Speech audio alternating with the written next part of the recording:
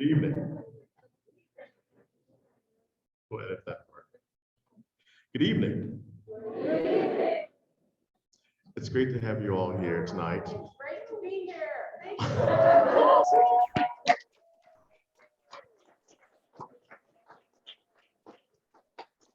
My name is Sean Hill, and I'm the conference director.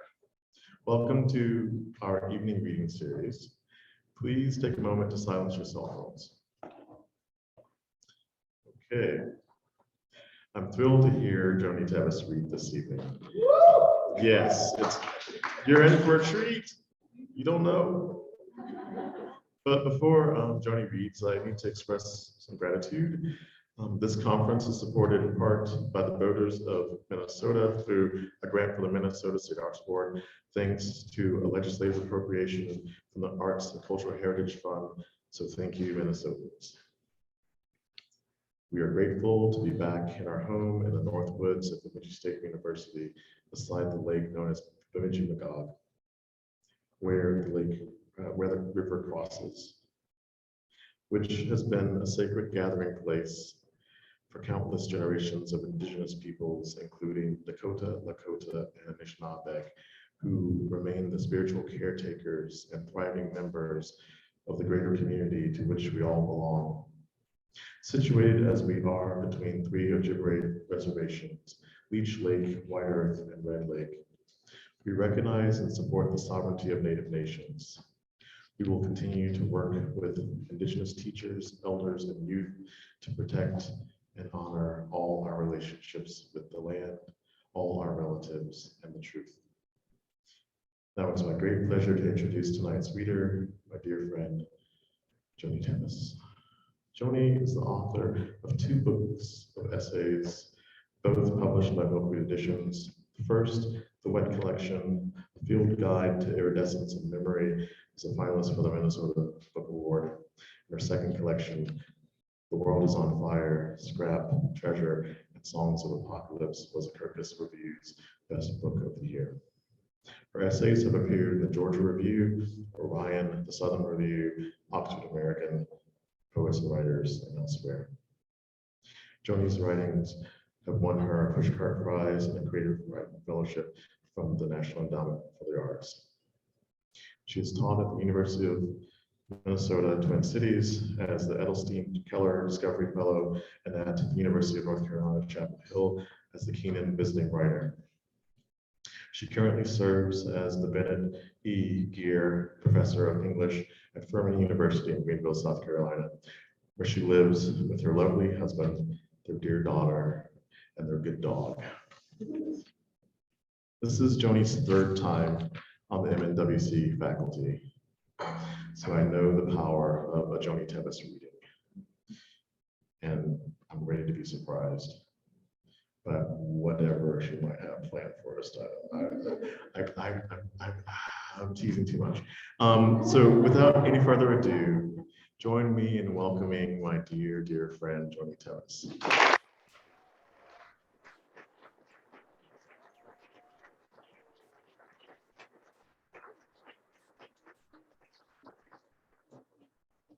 Thank you. Thank you. We're gonna do it. We're gonna do it. Oh boy, it works great. It works great. You guys, thank you so much. Thank you for being here this beautiful night. I'm so happy that we're here together. It's amazing. And here we are. My thanks to Sean Hill. My thanks to Matt Hawthorne and Sarah Dennison. You do so much. Thank you, El Renee. Thank you, Sean Cruz. Thank you, Angie Clark. Thank you, booksellers, Emily and Sarah. Thank you, Ryan, who drives me around. Thank you to my intern, Autumn Miles, who's a star. Thank you to our workshop group. Your honesty, hard work, generous spirit, and trust in me and in each other humbles me. Thank you to my fellow teachers, Kim Blazer, Ben Percy, Doug Kearney, Claudia Rankine, David Troyer, and in absentia, Amy Nesbitt-Hunamotto. Amy, we miss you. We miss you, Amy. Amy, we miss you. I'm so honored to sit at the table with each of you. All right, so you guys, I'm gonna read something and just be aware. It begins with some violence, and in fact, it is kind of about violence. So be aware of that. Be ready for that. And also be aware that I'm excerpting here. So if things don't make total sense, just roll with it, you know? And if you ever want to read the whole thing, it's online, the Georgia Review. Woo, Georgia Review. That's right. So happy. I'm so happy to be able to say that because I had sent to them, just so you know, for 25 years. That's right. Because we don't give up, right? What's our motto? Naught but death will stop us. All right. Here we go, y'all. Just be ready. Okay. Initiation. I don't remember what they called that night. Someone drove us to a house off campus. Someone blindfolded us. Someone lined us up around the perimeter of a pool. They made us practice fundamentals. Low mark time, heel up, toes down. High mark time, up to the knee. Glide step, dig in the heel, turn up the toe. There was a girl ahead of me in line. I couldn't see her, but I knew she was there. We were in college marching band together, and there were 35 people in our section. Maybe 8 of us were new. I tried to think how I would describe this moment, first to myself, then to someone else. That the air pressed in, humid and hot. That the pool's cement edge warmed the soles of my feet. That layers of white tissue bandaged my eyes. Then the girl ahead of me hit a brick wall. The impact knocked out her front teeth, bloodied her nose, and gave her a concussion. Or maybe it chipped her teeth and cut her mouth so she had to get stitches. I remember she was upset because she'd had braces or other dental work, and her parents would be angry about the damage. Someone drove her to the emergency room, and the night ended. I remember some of the seniors were disappointed they didn't get to do everything they'd planned. They were going to tie us hand and foot and throw us blindfolded into the pool. Was she holding her horn? Was the mouthpiece what damaged her teeth, or was it the wall? Was her nose broken or bloodied? Did her parents file a police report? She would have been 18, like me. I forget how I got there. I forget how many other initiates there were. Did the university pay for her dental work? I can't remember her name. I can't remember any names. Leap. Start with lips on a mouthpiece or fingers loosely gripping sticks of polished hickory, with breath, with heartbeat. What a marching show is especially good at: lines, volume, force. The best shows play to these strengths, bringing scores of musicians together in a tightly bounded art form, the field's white grid pressuring the group's physical motions, just as the time limit shapes the arrangement of the music. You need variety. 4 songs that play well together, even if they vary in tempo and mood. By the end of the season, everyone in the band will know these songs in their blood, will hear them as the soundtrack to their dreams. Open with an exclamation, an emphatic note. Bodies in parallel lines flex and spin, melt into each other, shift into a parallelogram, then flatten into a front. The whoomp of crescendo hits the audience hard. That's from the turn the players have executed, dynamics at their most primal. Then a ballad, a drum break, and for a change of pace, brass solo. Something new every 5 to 8 seconds. Then a big closer, some surprise or twist. Maybe a callback to an earlier phrase, transformed in key or volume. The show's early moments prepare the audience, but if the band does its job, nobody sees this coming. You have a good ear, my first band director told me. Those high school band directors were the first artists I knew. They arranged music, wrote drill, created the show's every resonant moment. That's why I'd come here, to a school far from home, but known for its excellent conservatory. I played piano, French horn, trumpet, little trombone, little baritone, and I dreamed of the shows I'd write someday. Maybe something containing Aaron Copland's music. Appalachian Spring was the first piece of serious music I felt was mine. My junior year of high school, we played it in a show, as many bands did. Students could play it cleanly, and audiences had loved it since its 1944 premiere. Comprised of 8 sections, some joyful, some yearning. It unfolded in the open space of the field, a stage so big you trust only what you see, not what you hear.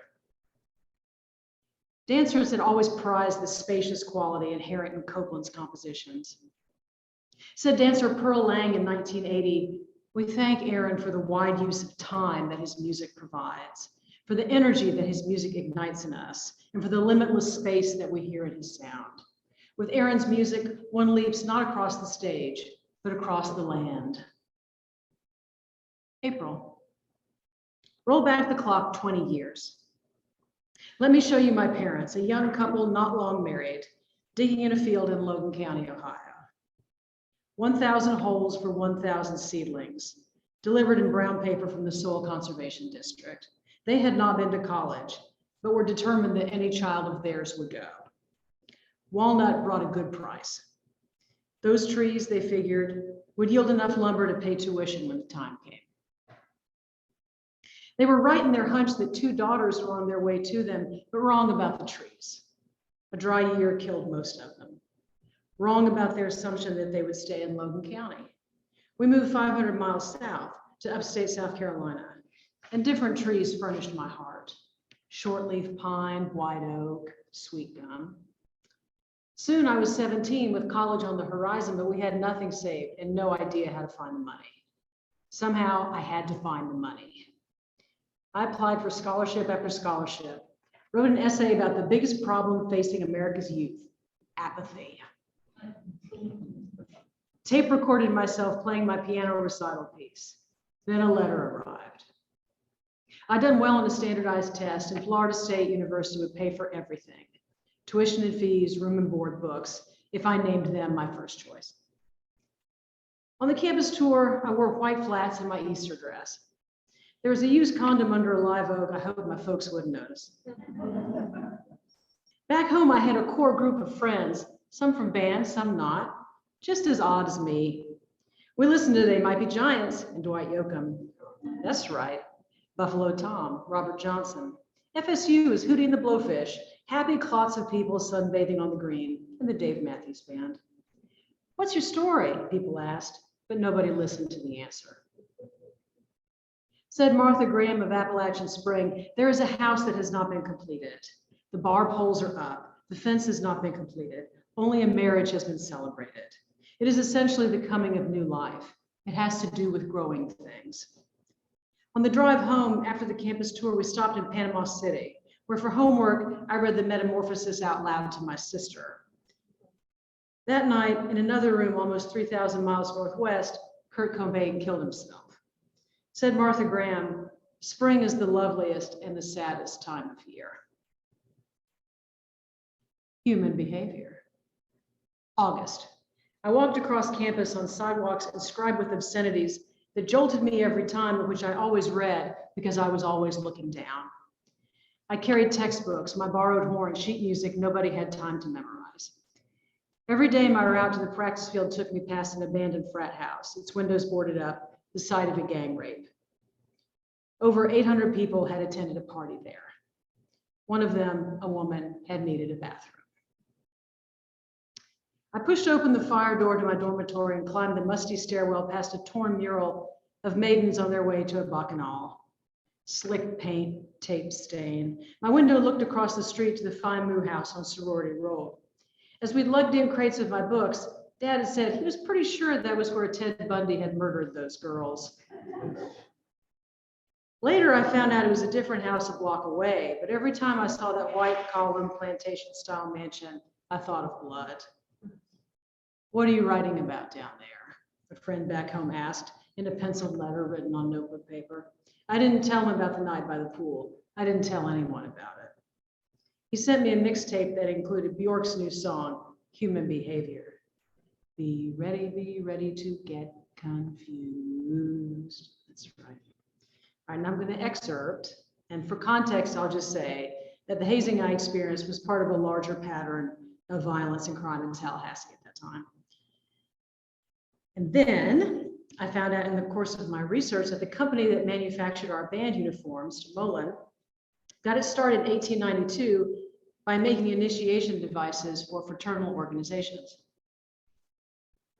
They started with goats, long story, and branched out to trophy trowels and collection plates, lifting and spanking machines, the trader's last judgment stand. In 1915, DeMolin shipped enough catalogs to fill 2 boxcars. Their list included baby dolls, binding straps, and the bleeding test. Deceptive burning brands, human centipede costumes, electrified carpets. Keep things moving, fast and furious, the catalog advised, alongside a listing of noisemakers from rickety rackety to rattler to rooter. Something doing every minute. That's what the members enjoy. DeMolin stopped production of initiation devices after a factory fire in 1955. Today, it's one of the leading manufacturers of band uniforms for high schools, colleges, and drum corps. And if you go to the DeMolin Museum in Southern Illinois, as I have, you'll see an oaken altar with a skeleton emerging from its tabletop, a false cigar clamped between its teeth. Wacky fun, says the museum's website. You'll walk in wondering why, and leave thinking, why not? A trick guillotine with a wooden blade, a knife throwing machine with straps to hold the candidate in position, all of it showing its age. You can't believe anyone would be fooled. Not here anyway, under the fluorescent lights. Outside the windows, maples leaf out in the square. But what about in a darkened room, disoriented by a blindfold, noise, exhaustion? What's sinister in and of itself? What isn't? A glass of water, bald sock, a cord tying your wrists. Practice. October afternoons, we practiced a stiff prance that popped the knee 90 degrees and needled the toe down into the dirt. Bam, scissor, bam. Our eyeballs smarted from sweat, and somebody was always yelling at us through a bullhorn. 5, hollered our section leader as we ran through warm-up. None of this was about thinking. It was muscle memory, spots scuffed in the crabgrass, poker chips dropped from darkest color to lightest to help clean the show. My breath turned to water, and I pushed it up into a note and a phrase. I poured it onto the ground. Together, we worked to body the green land, sod painted with arrow straight lines. We had to fill the bowl of the stadium with sound from the field up into the stands and higher, the press box, banks of floodlights, the blimp floating on its cushion of helium 1,000 feet up, little planes towing signs advertising pizza and barnacle bills. One person alone couldn't do it. One person's breath was not enough, even pushed through a brass tube stretched at the factory to a total length of 15 feet, then coiled and turned back on itself so as to be compact to carry. I can't remember her name. I can't remember whether we ever discussed that night. I don't think we did, although there was plenty of time. During practice, in the stands, in the nice hotel rooms paid for by the Booster Club. I don't remember any conversations with any of those people, the ones I thought would be my friends for life. For away games, we rode charter buses for hours, staring out the greasy windows at fields of saw palmetto, smell of diesel exhaust, jacket fitted to the small of my back. Sometimes fans of the opposing teams cursed and screamed and pelted us with trash, but glass bottles had been banned from the stadiums not long before, and this was why. Halfway through the season, the section leader ordered shirts for each of us with nicknames across the back. Because I never said anything, he named me Holly Hoppy. The very qualities I loved about band, community, hard work, the grand gesture, made it the ideal vehicle for hazing. What was it but walking in a line with others, the measured step, the matching jacket and trousers, the lighting visual difference? That moment beside the pool felt pointless, but it actually had a very clear aim, to break us down so we would do the next thing the leader demanded, no matter what it was. Across the field from us was the practice ring for the Flying High Circus, the country's only collegiate troupe. I watched the acrobats slap chalk dust from their palms, grab the trapeze bar, and swing into space. Watch them release, tuck and tumble, and drop into a giant net that bounced them up again.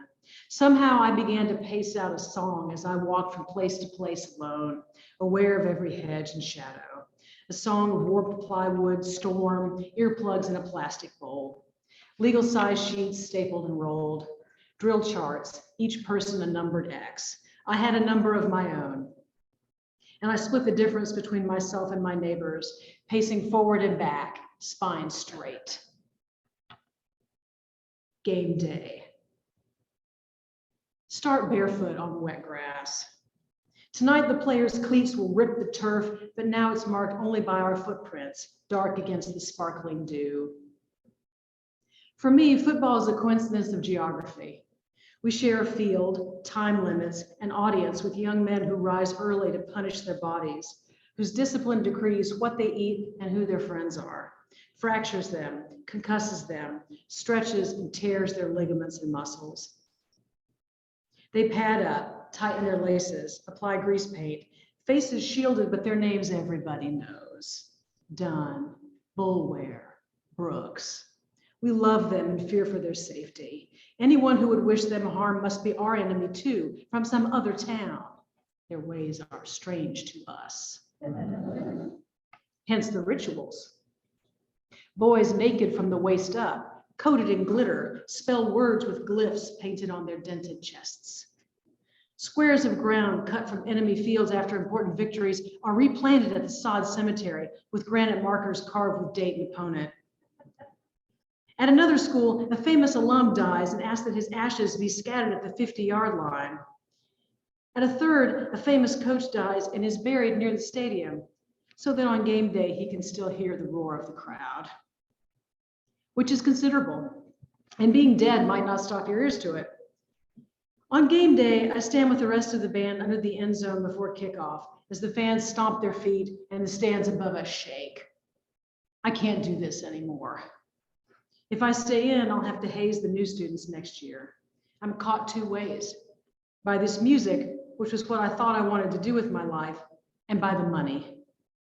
If I transfer to another school, I'll lose my scholarship. Above my head, a wordless roar from the mob. I have loved this. Sweet smell of valve oil, orange spray paint, Dixie cups full of Gatorade, pink crepe de chine cut in a crescent and unfurled from the silver pole. I've loved taking on a big project with other people. White cotton gloves dotted with rubber grips. I decide to complete the season. You finish what you start. But I'll never play in an ensemble here again. The crowd noise rattles our teeth in our skulls, and someone pushes a button, and the aluminum garage door clatters open, and the blast of the stadium comes shooting in like water through a tail race, and the drum major sounds his whistle. 1, 2, 1, 2, 3, 4, and we step through the open door onto the springy green turf, the brilliant point of light on which 80,000 pairs of eyes are fixed, and we all of us scream.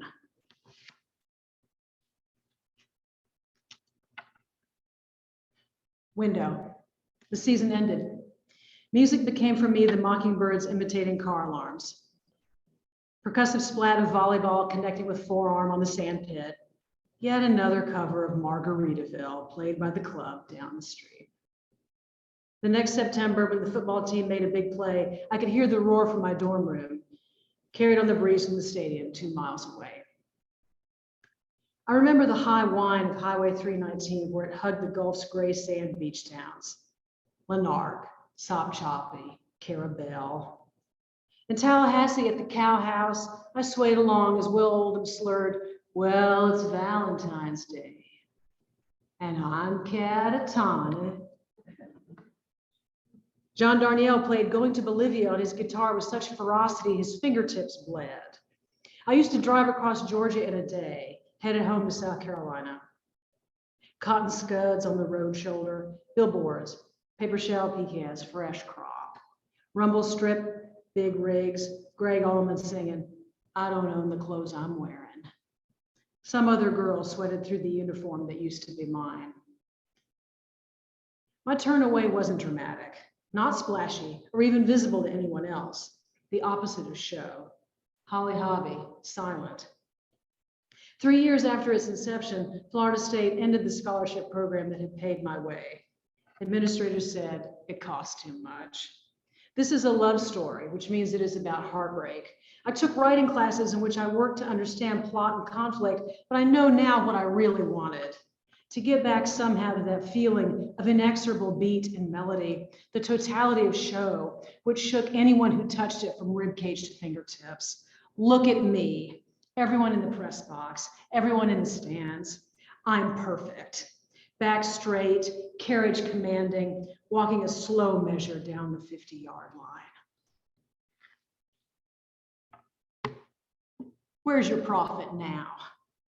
I need a song that works like a spell to counteract all these acts of cruelty. And it could be the sorrow and hope that Aaron Copland wove with a shaker tune in the wartime year of 1944.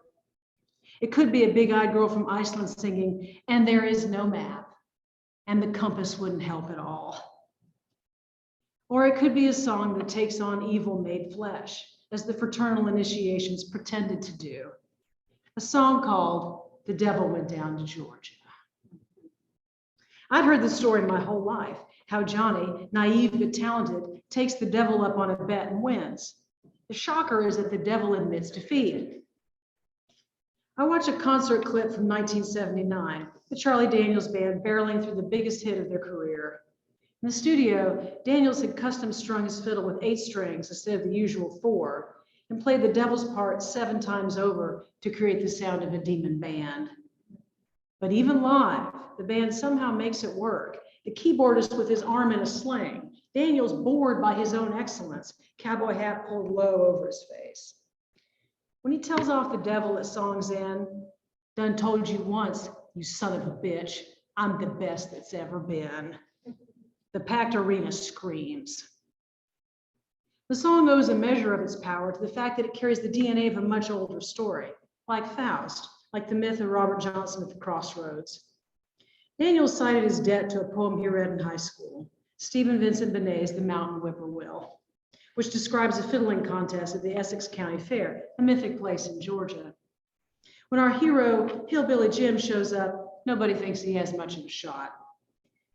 But when his turn comes, Jim muses, "They've fiddled the rose and they've fiddled the thorn, but they haven't fiddled the mountain corn." He does, and shuts everybody down. Both the song and the poem depend on beating all comers, whether it's Dan Wheeling, little Jimmy Weezer, or Satan himself. Says Hillbilly Jim, "Where's your prophet now?" What do you know like nobody else? And how do you carry it in your body? I know feathers wired and twisted into place, stored in tubes to prevent crushing. Oily kumquats slick in my mouth, cud of tobacco, thigh scraped raw by Florida dirt, my own voice strange from disuse. Sock feet to protect the turf, finish rubbed off the horn, colored fire. I sing what made me, sawdust and kerosene. Oil ruby red in the pan under the chucker. I sing putting up with John Q. Public at a contract post office at Christmas time. I sing people who loved me who didn't get my chance, who kept chickens, gathered eggs on cold mornings and hot, washed them in the sink and polished them with Bon Ami to sell, who worked in the laundry in the hospital basement. Speed Queen industrial washers, whine and clang and smell of Clorox. Land sakes, she used to say, for land's sakes. Statistics are hard to come by, but the year I finished my small town high school, the graduation rate in South Carolina was 62%. This at a time when the textile mills that employed thousands of local people were closing. Between 1970 and 1996, one generation's time, 1 million jobs evaporated in South Carolina. Somewhere in my 20s, I heard that a boy who played baritone with me in high school band had hanged himself. Since 2000, deaths by suicide and overdose have risen among white Americans without a bachelor's degree, right economists Ann Case and Angus Deaton in their 2020 book, Deaths of Despair and the Future of Capitalism. Part of me recognized that night beside the pool for what it was, another test to secure the middle-class economic stability that men had wanted from those fraternal organizations a century before. A few Aprils ago, I heard about another friend from band, dead at 39. At his funeral, his trombone stood next to the preacher's pulpit where a casket would go. His dad kept saying, "My boy, my boy." And something I had not realized, as many times as I've heard The Devil Went Down in Georgia. Charlie Daniels plays both the devil's part and Johnny's. He's both. So am I. I sing a song of gust and blood, baseball bat and broken headstones, piles of clothes, of a narrow bed and lying awake under a plaid blanket. Once I rode out a hurricane in that dorm, windows a blur of black rain. Afterward, I walked down the sidewalk in the dark, cracking and eating blow-down pecans. The sodium streetlights reflected pink on the backs of cockroaches as they streamed out of the storm drain. I sing sand and granular ash, pigeon droppings in dark coils, a shuddering elevator that smelled of ozone. One thing I learned was to be inexorable. Sometimes in a clinch and sometimes running full out and always, always, always toward the goal. I sing the wrecking ball the demolition crew used to tear down my old dorm. No implosion, asbestos. Hoses sprayed water to settle the dust, and the crew shoveled rubble into covered dumpsters painted blue. Brushed steel doorknobs, cinder blocks, common room sofa where I watched Ren and Stimpy. Everything saturated with unseen poison. This is what it means to become aware of living under threat, as did the 15,000 other women who lived there from 1959 until 2015. So knock it down, rebar, cement, light fixture. Break the brittleness I carried curled in my spine. Scrape the ground clean and burn it dry. Who I am. As in a dream, there's something you must do. The particulars might shift, but the need insists upon itself. Maybe you have to find your way home or your way into adulthood. This is a love story. A child grows up. Who am I? There is no map, sang Bjork, so chart one yourself. I followed the Saluda watershed southwest into the Savannah, then the Chattahoochee Basin, then into the Ocmulgee, past the crossroads where Dwayne Allman died in a motorcycle crash, and the Swanee, through remnants of wiregrass and longleaf, and over black water bogs, past vineyards of muscadine and scupperdong, down a road tunneled by live oaks, and there I was. Musical composition wasn't a language I spoke, but I had the need to shape something that would move people. Something rare and wonderful, possible on field or page, or best, sung aloud. Together, we make something that feels freed from normal time, yet built from breath and heartbeat, something like paradise or play, brief, blissed, and the listener makes this possible. I see it in the film of the Saratoga Springs crowd in 1979. When Johnny beats the devil, that is hurt, cruelty, death, we shout for joy because we know we can beat him too. On good days we do, but once is not enough. We keep at it. The company front was always my favorite way to end a show. The whole band stretches in a line from end zone to end zone and moves slowly toward the stands. As an audience member, you don't think about the brass flashing under the big stadium lights, the flags all a flat color at the same angle, the rounds of bass drums slowly advancing in a rank, the pit percussion hitting the marimba and dancing chords with yarn-wrapped mallets. All that is present, but it's not what you notice.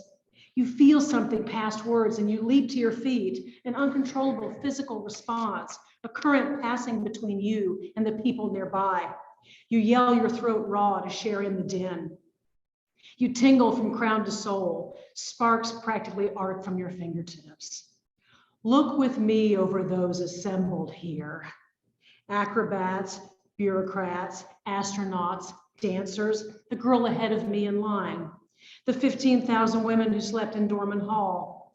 Robert Johnson alongside my high school band directors, Bruce Caldwell, Barry Reese, Charlie Daniels and Taz DeGregorio, the keyboardist with his left arm in a sling. A woman with a Gibson Girl updo, addressing a stack of catalogs on a wide work table, early 1915. A man removing a Goliath mask, wiping his sweaty brow, a woman washing her sapphires with milk. My friends who played baritone and trombone alongside me in the Copeland show. Bjork, Gudmundsdottir, and Warwick Dunn. the greatest running back of all time, and a tremendous human who forgave the men who murdered his mother. Here, tonight, I'm making supper when Appalachian Spring comes on the radio. It does not pretend in a world without sorrow. Copeland called it music for use. We're all gone now, the kids we were. Sometimes I still dream I'm back at practice with a show to learn, and I feel so glad. My foot pressing the springy sod. It has to do with growing things, something doing every minute. One person alone can't do it. Keep things moving, fast and furious. Take as long as you need and finish what you start. Leap from the platform, spindle through the air, and catch the trapeze that drops into place at just the right moment, and sail into a wordless roar of applause. You're spinning, disoriented, sometimes blacking out and sometimes coming to. Be ready to get confused. For land's sakes, while we live, let's live in clover. Where's your prophet now? Who am I? Who am I? Sometimes my heart speeds up for no reason at all.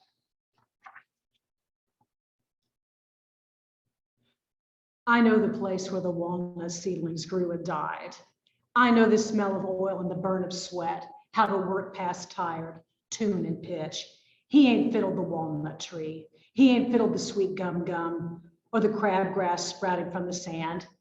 But I have. During a summer storm, I hear a thunderclap, C sharp. I know it's September when acorns drum the neighbor's carport. I walk down the street with my beloved in step. What we love, we see everywhere. Every choice affects the horn sound, the particular alloy of copper and zinc, how the artisan shapes the bell with a padded blackjack, this human air, my lips. Those people whose names I've forgotten, that night by the pool marked them too. I walked away, and somehow that decision set my feet on this good path. We're here now, walking a plain path with patterned steps marked out like dance. Give me green grass, sunlight, a sound big enough to shake the sky on its hinge. Take my hand, no masks, no secrets. Who am I? Tell everyone you know. Done told you once. I've had strange experiences in my life. I've crossed the desert on a stormy night. I've danced around the devil struck dumb by defeat. Who am I? You son of a bitch. Keep doing it. Once is not enough. Say it. Say it again. Say it so you know. I'm the best that's ever been. Yay!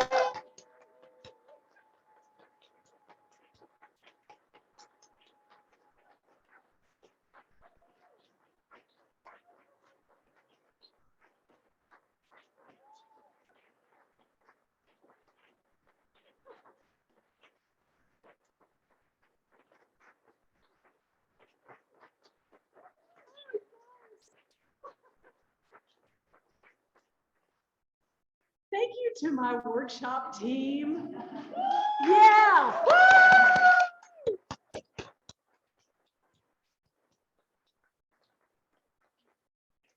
Amazing. That was amazing. Thank you. Thank you, friends.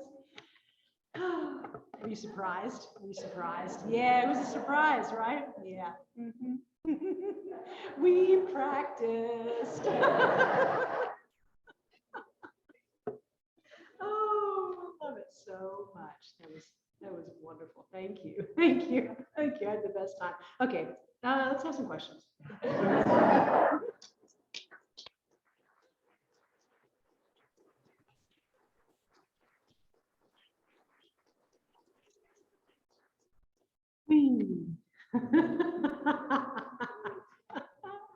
All right.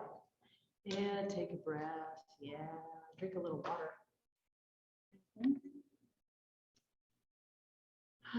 Thank y'all for going there with me.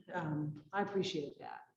I said this to the workshop yesterday, but I wrote so much of it in a way where I felt kind of alone. So it's really wonderful to be able to share with all of you here, to read it for the first time in public here with you, and especially to hear other voices alongside mine. That's a gift you gave me. Thank you. Thank you.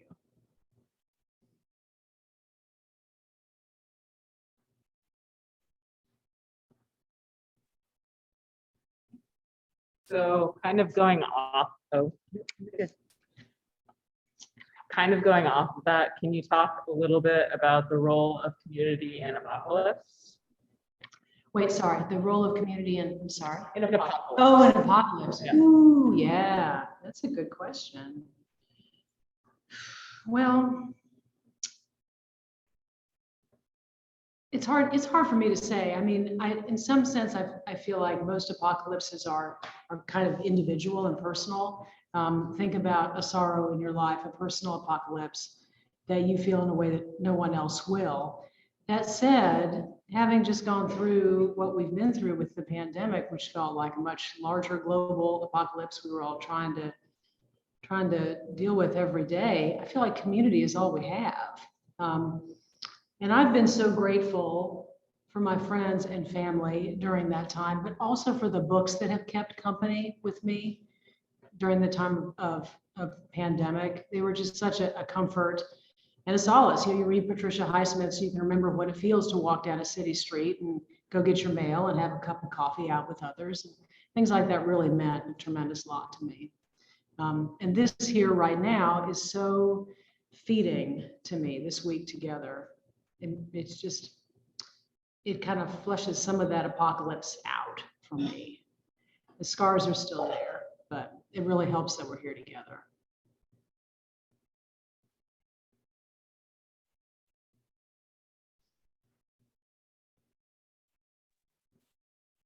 Thank you so much. That was a really beautiful piece. Thank you. There's obviously like so much that you were unearthing in that personal, family, history, institutions. Can you talk a little bit about your writing process and what it was like to go digging for you?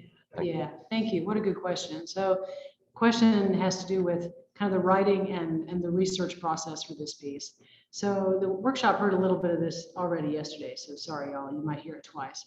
So this was an interesting process for me because this had happened, of course, all those years ago, but I never thought that I would write about it. And then in December of 2016, right after a certain election we probably can all remember, I was down in Tallahassee again visiting my dear mentors, as I do every year. And we went to the sod graveyard. It was my idea. And I thought, oh, that's neat. That's funny. And then our drive back to their house took us back past the practice field. And I had not been there in a long, long time. And somehow just passing that place, this trauma kind of came back. So I thought, all right, well, I'll write a little bit about it. We'll just see where it goes. But I kind of got stuck after I just described the events that happened. And for me, it was important to say all the things I didn't remember. There's a lot that I don't. It just probably makes a lot of sense given what it was. So I thought, well, okay, maybe I can get another angle on this through material culture. That's always my knee-jerk thing. Let's find an object and write about that. Because someone made it, someone thought about how to make it, materials went into its production, it was made in a certain time and place. There's a lot of history I can unpack from that. So I thought, how about, the marching band uniforms we had, which I loved. I still love those uniforms. I love the frogging. I love the closures. I just love it. And so I looked up marching band manufacturers and found Des Moines, and they had a museum. I thought, oh, I know what this is. This is a museum to a textile mill that used to be there and is now defunct. And that was not what it was at all.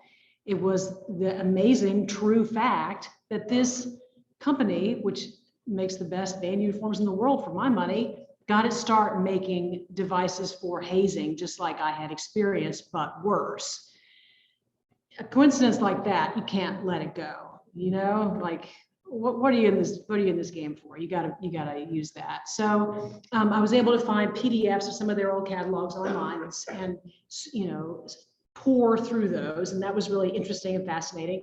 I knew I had to get to that museum in Southern Illinois as fast as I could. It was several months, but I did make it there. And in the meantime, I read other things about fraternal organizations and learned about their kind of rise and fall. And these are things like the Woodmen of the World, Masons, groups like that, many others. So I got some larger context for that. Then I did the site visit where I went to the museum, and that was very helpful. They had an archive there that the museum curator very helpfully let me look through. So all this had been about 6 months. I've been working on this piece, but it was really hard emotionally to do it. And so I needed a little bit of relief. And so I wrote about the music I was listening to at the time. Green Day didn't make it into the final, version, but we got to love some Green Day. That's right. You can see that Bjork is here. And I also needed to find out for myself, was the sense of oppressive threat that I always had with me, was it just me being away from home for the first time? Was it real? And it was. And I found that out through looking through some back issues online of our independent newspaper and the Crime Blotter. When I read those crime blotters, I saw that what I was feeling was definitely grounded in fact. So a lot of research, a lot of revising, a lot of trying different songs to see if they would help me move through from the Copeland, which I thought would be my first structure, but then ending up with the Charlie Daniels Band. You just never know where you're going to get your life raft. So I finally finished it about December of 2020. So that's interesting. Yeah. Anyway, and here we are. It took about, 50 drafts. But to me, it's worth it because I was able to figure out something about this experience and kind of translate it for myself in some way and to share it with others. A lot of work, worth it. A lot of work, worth it.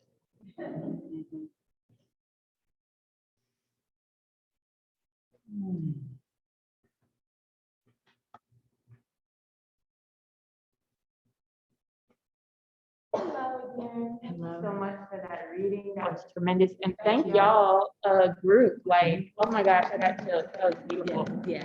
I just wanted to ask this. You talked about having 50 drafts of this, and I can really sense all the chiseling of every single sentence. And your prose enacts the kind of musicality of the subject matter, which is just tremendous to me. I wondered if you might talk about how you edited for diction, how you edited for syllable count, beats, like how you got here. Yeah. Thank you for that. That is something I'm really conscious of, especially in later drafts, but also sometimes even early on. I like to think about moments of heat and where's the energy for me. And if I write without thinking too much about why these moments matter, what might I be able to haul up from that deep intuitive self and use? So some of it does come from early drafts, some of it comes from later drafts, but for me, there's no substitute for reading the work aloud, feeling it in the body, feeling it in the lungs and the mouth. It ought to feel good when you read it out loud. So I always revise toward ear. I also think it's important to tune your ear to what works for you. Now, I know that I like a lot of really emphatic one-syllable words. It's not the only thing I'm going to use, but I do like those. And so since I know that from reading other things that I dug and said, how are these things working, and how many one-syllable words are here, and how many two-syllable, and how many three, and how many words are in this line? What's the syllable count for this line? Getting really molecular with it, then I found out why I'm responding the way I am to what I like, and then I can try to enact that too. I'm just a big believer in getting all the senses you can working in revision, because the eye knows some stuff, but the ear knows more. The body knows more. Yeah. Then your housemates get to hear you reading all the time. Yeah, and with research, there are a lot of dead ends too. A lot of material culture I did about horn manufacturer went bye-bye, but that's okay. There's a lot of dead ends, but it was still useful to know, and what you know is then what you have learned. So nothing is wasted. Like we were saying earlier today, nothing's wasted.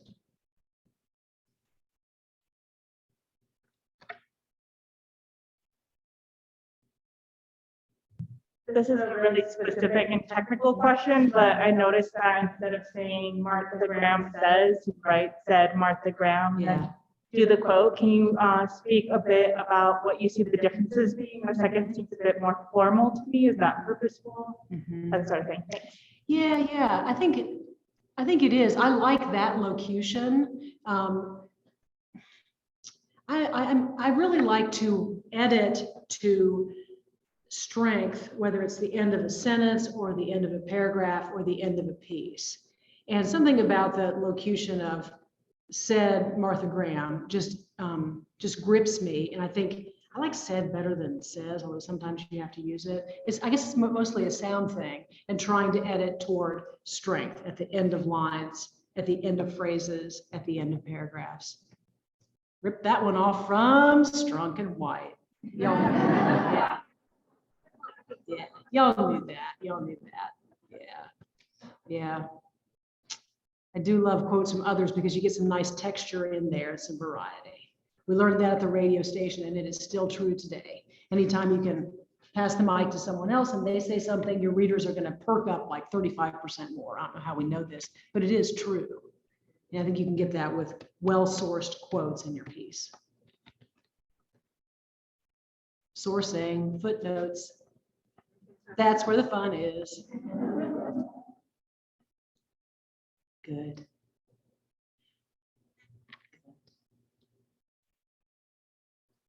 You feel happy? Do we have other questions? Are we secure? Do we just want to go outside in the beautiful evening? Yes, yes, yes, yes. Yes, yes, yes. This is the perfect question. First of all, as a kind of former musician myself, that piece was really powerful. And I'm really glad I was here to hear it. Thank you. Thank you. Thank you.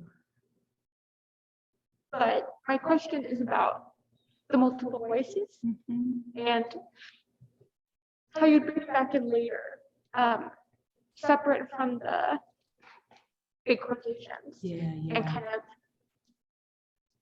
swish them around in a bowl with your own words. What was that process like? What made you pull out certain things and bring them back in, and that kind of repetition? And thank you again. Yeah, thank you. Thank you. What a good question. So the question is about bringing in other quotes from earlier in the piece, then there again at the end. And some of them probably didn't totally have an antecedent for y'all because I didn't read the whole thing. But I like to do that at the end to give a sense of closure and just tasty phrases that I like a lot, like the woman washing her sapphires with milk, which I didn't read that whole clip, but it was in the Masons newsletter in like 1953. And the newly wealthy woman was trying to make an impression. She said, I wash my sapphires in new milk. I wash my emeralds in wine. What did she wash her diamonds in? It doesn't matter. And the truly wealthy woman said, when mine get dirty, I don't wash them at all. I throw them away. I throw them away. And that story, that little anecdote, I love because it was so thingy with the sapphires and the milk, and it was surprising. But also I used it at the end of the section, prime real estate, right? Just to show what a waste all this was. All this waste. All that violence and cruelty costs us. That's why I included it. Anyway, so one thing that I was trying to do with all those different quotes at the end, which came pretty late in the process for me, was I was kind of trying to deliver on the implicit bargain I made with you early, where I'm telling about what a marching show is good at. The best shows play to these strengths. You need variety, open with an exclamation, right? And then all these changes throughout. And I tried to do that as my little Ars Poetica. And then you have a big twist, hopefully. The show's early moments prepare the audience. But if you do your job right, nobody sees it coming. So I like to play that game with myself. And for me, those different quotes at the end do that too. And I think repetition allows them to accrue more meaning and different meaning than they would have if we just heard them one time. Let's live in clover for land's sakes, things like that. So hopefully they gain some weight, and especially from being late in the piece, that part of the piece is going to be naturally more weighty and heavy and have more impact. Good. It's faith. Good faith. Good faith. Oh, good faith. You get the last question. Thank you. Thank you. Yeah, tilt it toward you. Yeah, so we can hear you better. Okay, so I've been thinking about the differences between writing about objects Mhm, and then writing into and about music, mhm. particularly how objects are something you can hold, they're often static, they're thingy, Right. and then music, like writing, is something temporal and auditory in itself. Uh-huh. So I love that you write about both objects and music, and they're both in that piece. And I was wondering if you could talk about like what you find to be the particular challenges or delights or differences or joys about writing about music, particularly. Yeah, yeah, thank you. What a good question. So the difference between writing about objects versus versus music. And I think that's right, because the experience that we just had will never be replicated. I could read it again somewhere else, it'd be a totally different deal. We could read it again right now, and it would be different because we're different people than we were when all that started. So to me, that is so precious. It's something that can never come again. It is like paradise. It's bliss. It's pleasure. It's play. And I do love that. And I also love, as a counterpoint, to write about objects because helpfully they do not move. And my eyesight is not great. So it's nice if I can hold something, touch it. I can trust what it is that I notice. And also trust that what I notice reveals me as much as it reveals the object. And in that way, writing about objects and writing about music are kind of similar. Because what I see in The Devil Went Down to Georgia is not what anyone else is going to see exactly. Just like what Ed Hirsch sees in the Edward Hopper painting is not quite what anyone else sees. So by looking at it as closely as I can, trying to describe it as honestly as I can, whether it's music or my French horn, it will reveal me. It will help me figure out something about myself and my story. And I don't know when I go into it what I'm going to get. So that's exciting. That is the treasure hunt. That's the dream we all dream of, right? Dearly beloved, that's the dream we all dream of. Yeah, yeah, yeah. I thought about starting with dearly beloved, but then I knew I would immediately start crying, so I didn't. So in that way, I do think they're similar. Always what you describe reflects you as well as the thing you're trying to describe. Big fan of writing about music. You can listen to that song as much as you want, and it's work. You're doing work. Because new things will reveal them to you as long as you approach it with the attitude of attention and care. Thank you so much, friends. Thank you for sharing that with me. Thank you.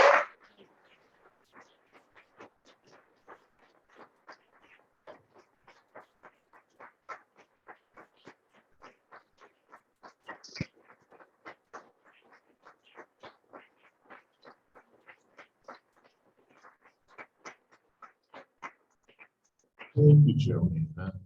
Yeah, you did the thing. Another hand for Joni, please.